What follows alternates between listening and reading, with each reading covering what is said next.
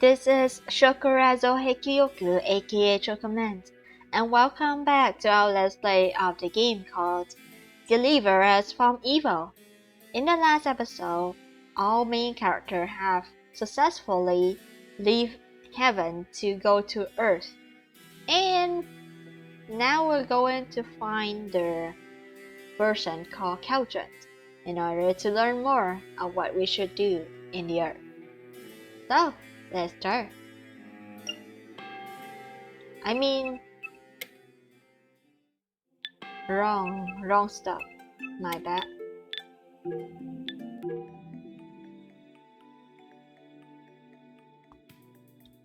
Nope, I am definitely in over my head. The gate to the building is open, as if expecting my arrival, but the large ornate door is shut tight. Should I knock? I go, feeling my lips go dry. From the corner of my eye, I spot movement from behind the curtains, but when I turn my head, whoever had been there is gone. Yet I still feel like I'm being watched. Humming to myself to calm my nerves, I shake my head and look up to knock the door.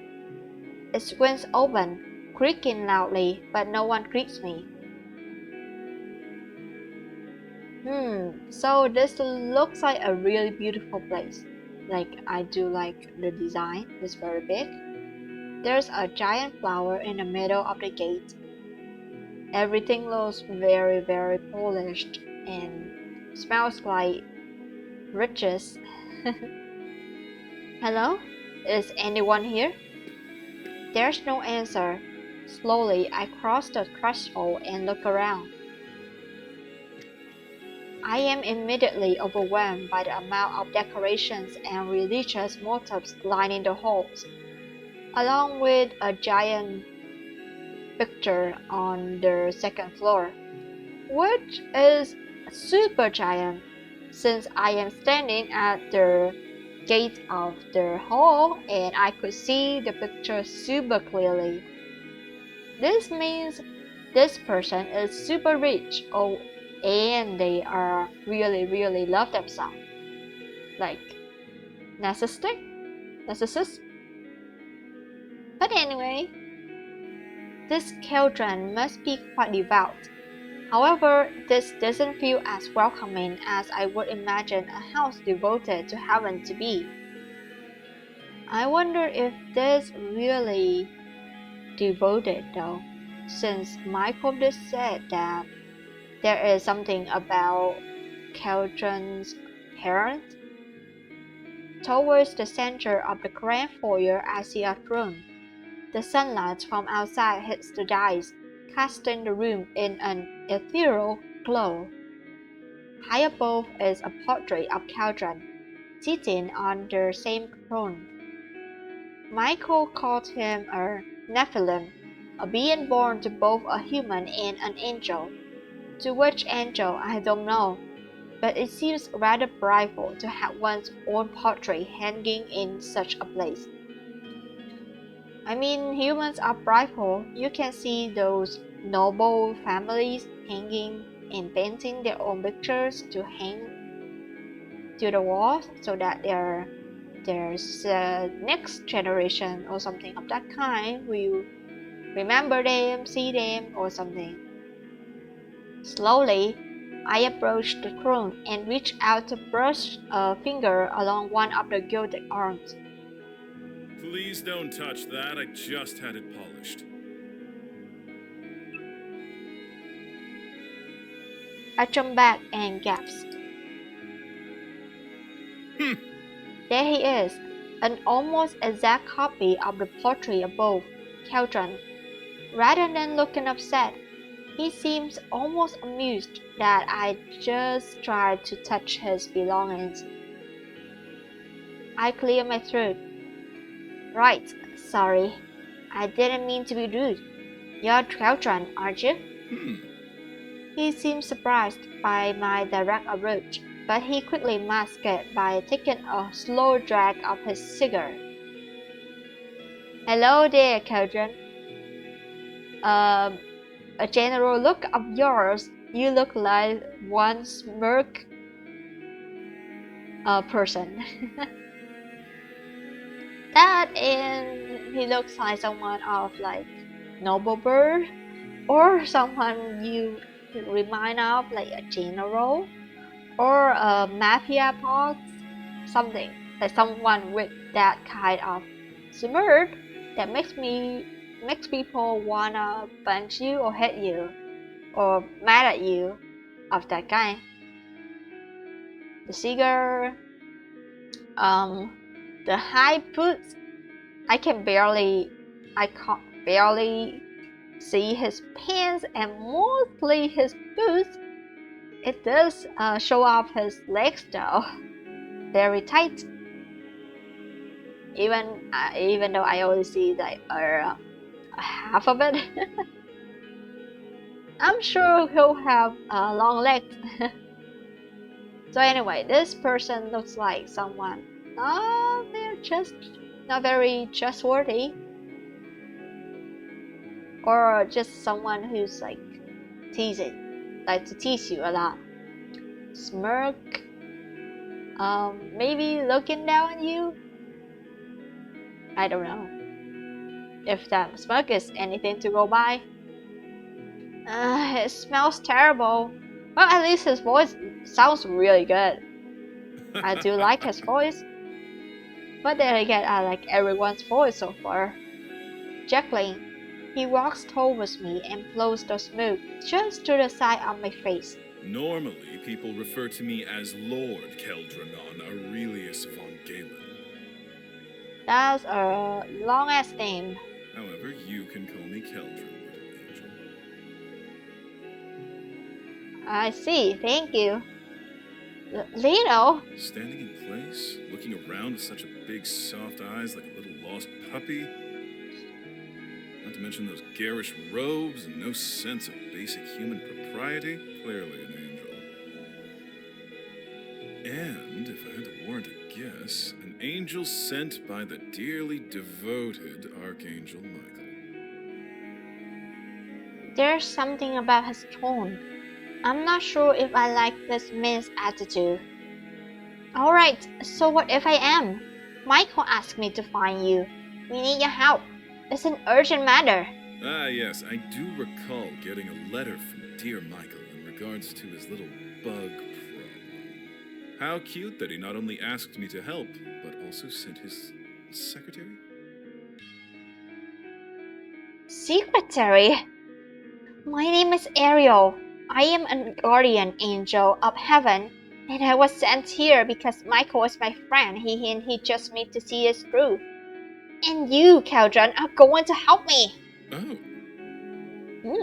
Oh, there's actually like gaps or like surprise voice. There's no hiding the surprise on his face now, and for a moment, I'm rather proud of myself. I'm not sure if I'm proud of you right now, Ariel, but I find this is kind of very funny. Still, standing here under his scrutinous gaze has me terrified that I've offended him somehow. I hold my ground though, not breaking eye contact for a second. Slowly he smiles. Well, Fräulein. Seems like you have some spirit after all. Say I do help you. Do you even know what it is you're looking for? Where you might go? How you would navigate this place without attracting unnecessary attention? Or unfriendly attention, for that matter? That's a good point. Well, You mean to say that your precious Michael sent you down here with nothing but a couple of pictured scrolls in my name? I'm sure Michael just you very much to help Ariel here. I doubt he even told you what it is that's really going on here. Now I'm really mad at this guy. Michael would never send me somewhere I couldn't handle. But what do I tell Keldron? I have faith in Michael.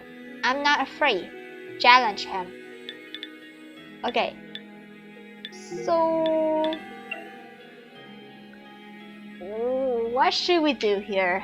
Do we have faith in Michael? Do we show that we are bold, feisty? And third is challenge him and maybe get his attention?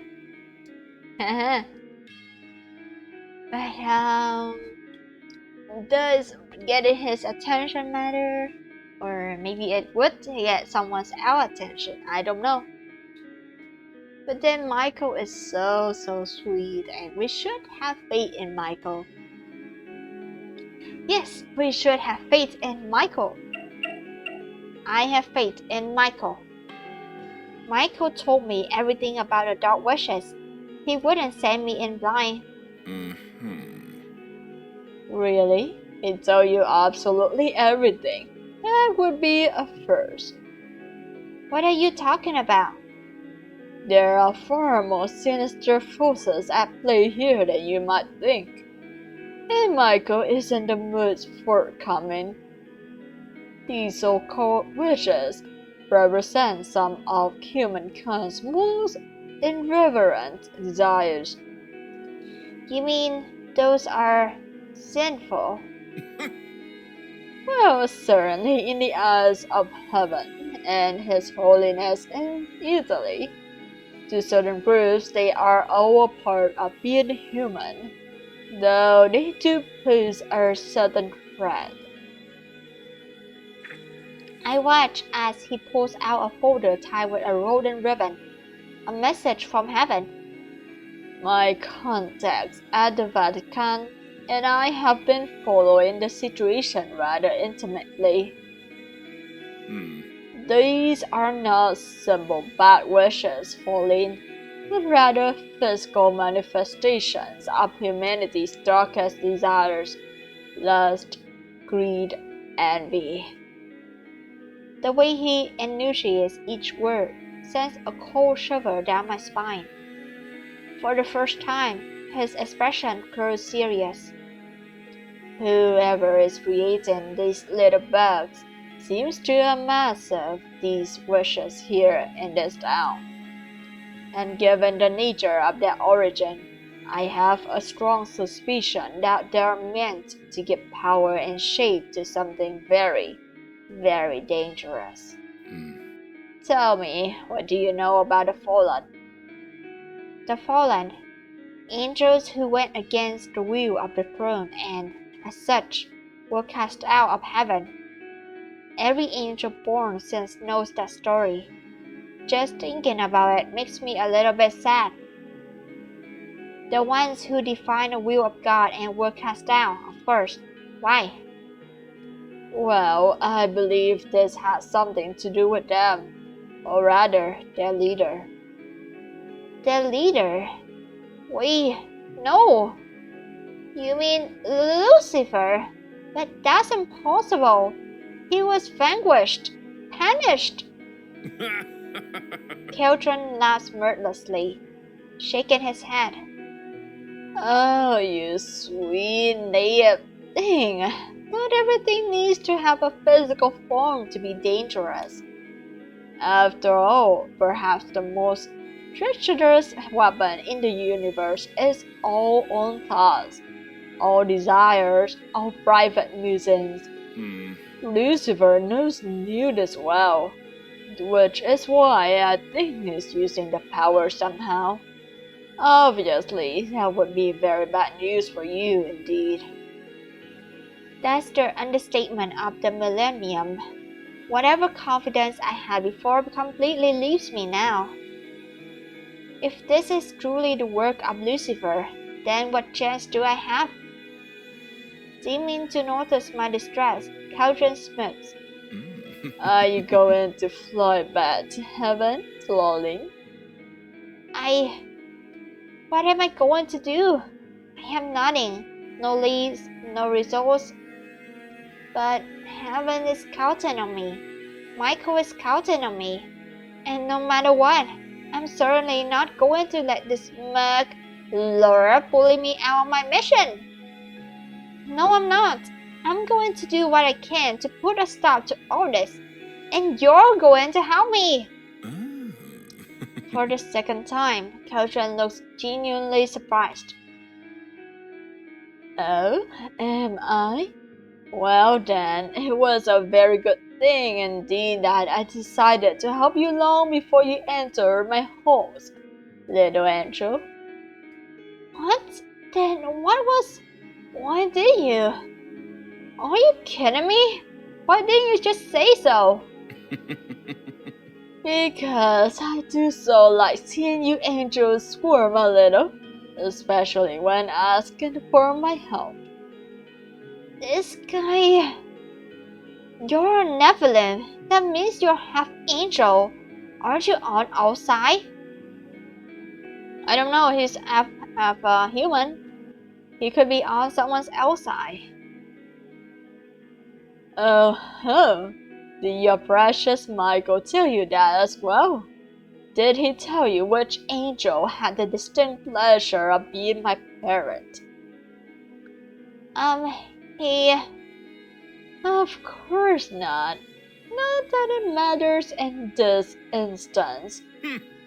Since I've so graciously decided to help you, we need to get to work on helping you blend in. Blend in? Don't I look human enough? Not in those clothes, Pauline. Although that shade of blue rather suits you. He snaps his fingers and a group of servants appear from seemingly nowhere. Pointing to one, he orders them in an almost bored manner. You, go get her some suitable clothes and accessories. Spare no expense, but nothing too ostentatious. I rather like the demure look on her. Hold on! He points to another. You there, arrange for some papers and documents to be made for her. Try and get her to smile. Wait a minute, that's lying! Would you rather tell police or any authorities that you're an angel from heaven sent to investigate butterflies that only you can see? I'm sure you accomplish so much from inside a nice bedroom. I just don't like it. You don't have to. You just have to go along with it, Pauline. That's true. You're not the one who's lying, like someone else will do the lying for you. There's a word humans use to describe a guy like this, asshole, but I don't dare call him that to his face. I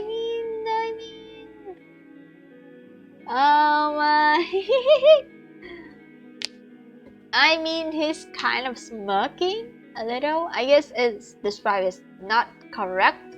It's kind of correct, but I think it's not to the point to be called like that. But sure. Maybe I'm just really like a pretty face. That I don't think so. He is very handsome.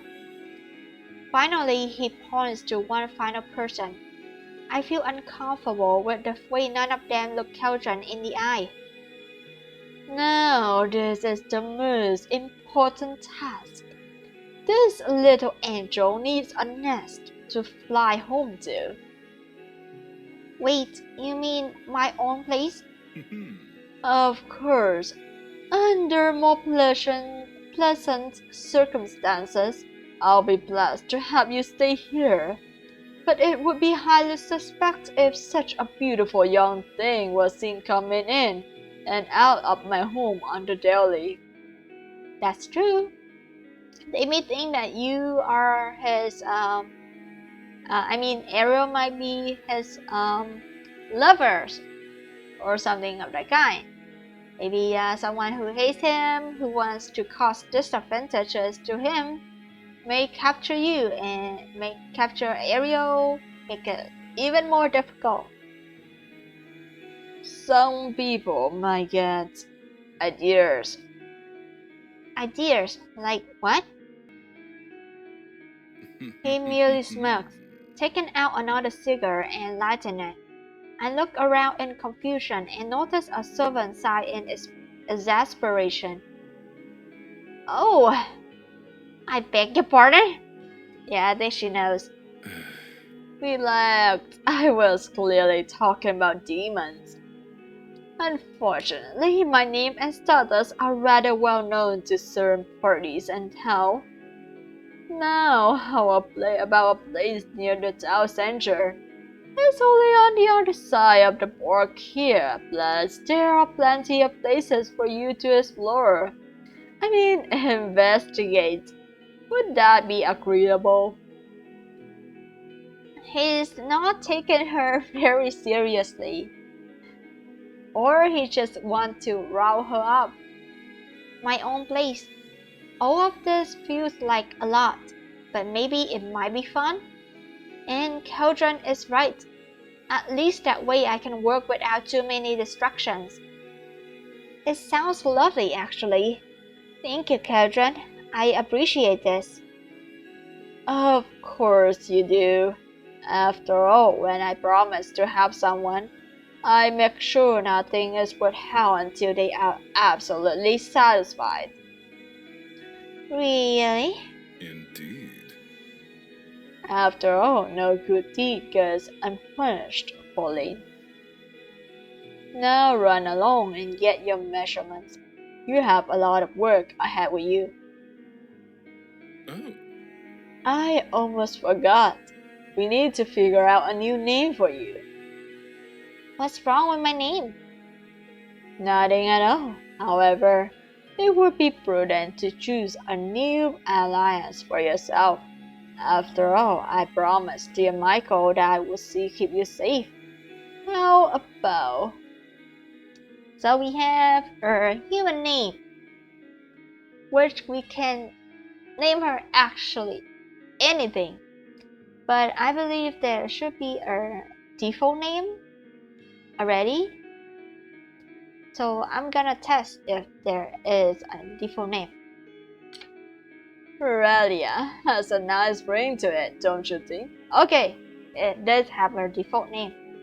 I usually like default names unless there is no default names or is that I'm playing as myself.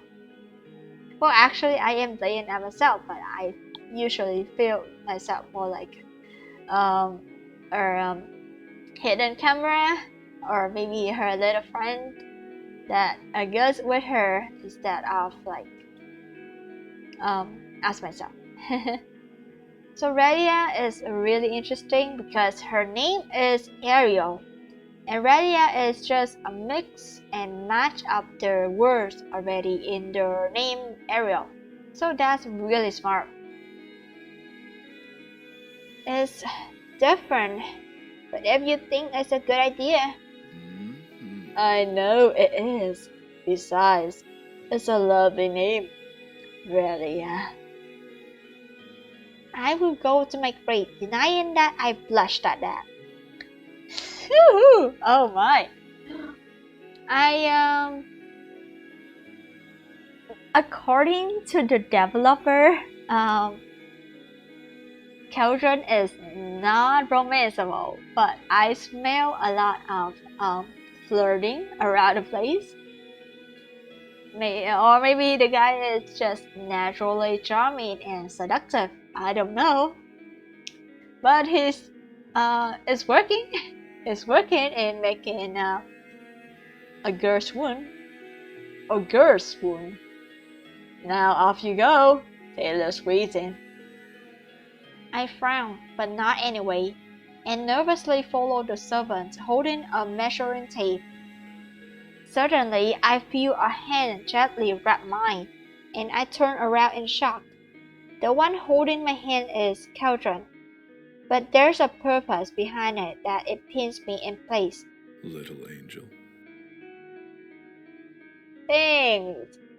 That's also a very flirty goodbye, and good luck. He lifts my hand as if to kiss it, and I almost convulsed, my face flushing a deep pink.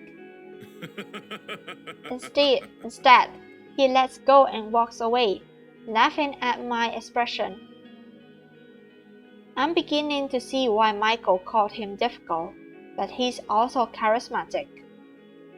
He strikes me as someone who always has a secondary agenda in regards to everything he does. It makes me both cautious and intrigued.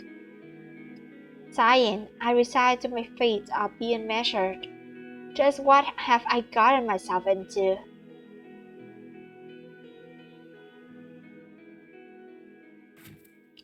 This is a disaster. A complete, unmitigated disaster. I noticed that she is in a new place, really simple, have all the necessities like tables, bookshelves, bed, new clothes, which looks kind of like steampunk. It's not very modern, but it's not very old-fashioned in a sense. I mean, I'm not sure what kind of word it is, since they have lights. They have lights, so it should be, oh, actually, yeah, I don't know much about history, please don't mind me. So it should be, in the middle of everything. It's not too old, but it's kind of modern enough to have lights. How in heaven's name did I manage to break a talking box? Kelton really did go all out for this apartment, but thankfully not so much that it feels too expensive to live in. The place is spacious, but not enough to make me feel trapped. Every room is furnished with what I was told are top-notch amenities. Not that I would know top-notch from average. The guy Kelton asked to secure this place was kind enough to show me how the basics work. The large bath and shower are my favorites, but now the radio lies restored on the desk. I wonder how you would destroy a radio unless you drop it on the floor, I guess. I do hope it wasn't expensive. Oh, who am I kidding? Nothing about this place is cheap. Not even the new clothes on my back. I have to hang it to Kelton's tailor. They certainly are gifted. I'll have to get them a present as thanks. It's been 3 days since I came down from heaven, and despite my best efforts, I've yet to see any other signs of demonic activity or the red butterflies. Turns out, simply walking around asking vague questions about things humans can't see gets you nowhere. In fact, it opens the door for people to call you a Jesus freak or a Bible thumper. As if I would ever hit a Bible!